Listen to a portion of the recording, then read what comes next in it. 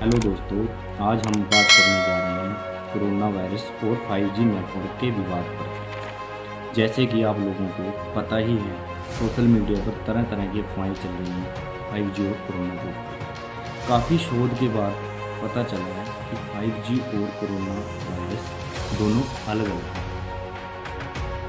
चलिए दोस्तों, अब बात करते हैं 5G के बारे में। 5G जो एक बहुत छोटा सा वायरलेस मोबाइल नेटवर्क है, जिसे 2019 में पूर्ण रूप से तैनात कर दिया गया था। 5G से ई स्वास्थ्य को मजबूत करने के सहित एक विस्तृत श्रृंखला बनने की बहुत बड़ी उम्मीद भी है। 5G नेटवर्क एक विकास भी रिप्रेजेंट करता है। 5G 3.5 गीगाहर्ट्ज़ की एक बहुत अच्छी स्पीड देने वाला नेटवर्क है, जो कि मोबाइल फ़ोन की दुनिया में एक बहुत बड़ा विकास लेकर आएगा। लगभग 2 साल के शोध के बाद यह पता चला कि इसका स्वास्थ्य के ऊपर कोई नुकसानदायक प्रभाव नहीं है। और जैसे जैसे फ्रीक्वेंसी बढ़ती है, वैसे वैसे हमारे शरीर की कोशिकाओं के में ऊर्जा का बहुत कम प्रवेश होता है और इसका अवशोषण त्वचा और आँखों तक ही सीमित रहता है। यही एक 5G की सच्चाई है, ना कि यह एक कोरोना है। क्या 5G के कारण हमें करंट के झटके लगते हैं? नहीं दोस्तों, ऐसा बिल्कुल भी नहीं है। यह भी एक अलग रीज़न है।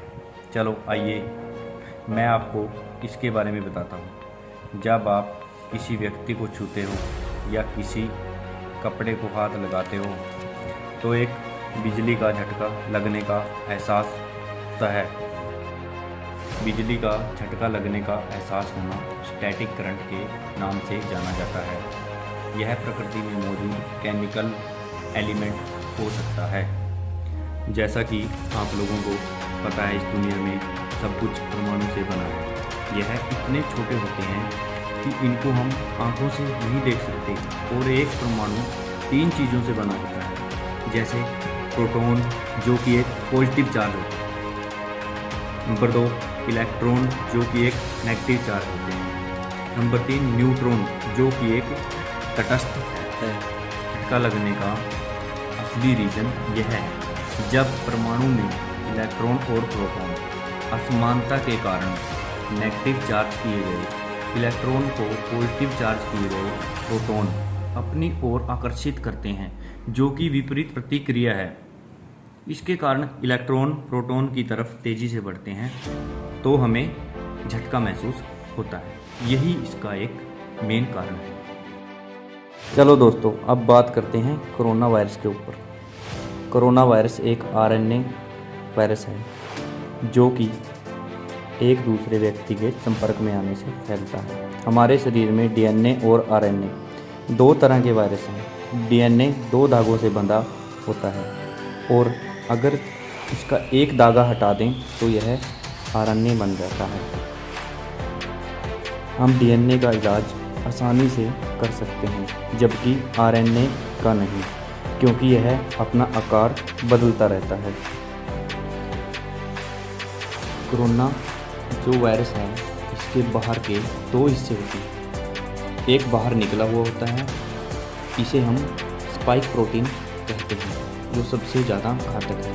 जो अंदर वाला होता है उसे हम कहते हैं जेनेटिक मटेरियल। स्पाइक प्रोटीन इसे हमारी बॉडी में घुसने में मदद करता है और जेनेटिक मटेरियल 1 से 1 लाख जनरेशन बढ़ा देता है। और जो स्पाइक प्रोटीन होता है वह हमारे फेफड़ों से ही एंट्री कर सकता है, बाकी शरीर में कहीं से भी नहीं। कोरोना ये स्पाइक प्रोटीन फेफड़ों के सेल से नहीं जाएगा। इसके जाने के लिए रिसेप्टर लगे होते हैं और इसी में यह बिल्कुल चिपक जाता है और रिसेप्टर इसे ले जाता है।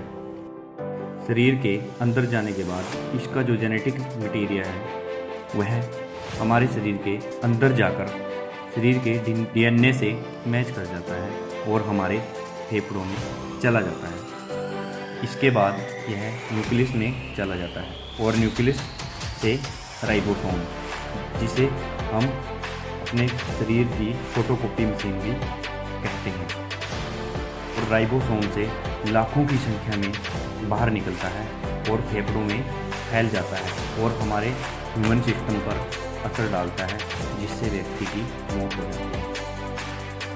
अब दोस्तों, आपको इस वीडियो से पता चल ही गया होगा कि 5G और कोरोना का आपस में कोई रिलेशन नहीं है, क्योंकि कोरिया जैसे देश में 5G होने के बाद भी वहाँ लोगों पर कोरोना का असर देखने के लिए बहुत कम है। धन्यवाद। और अगर आपको ये वीडियो अच्छी लगे, लाइक और सब्सक्राइब जरूर करें।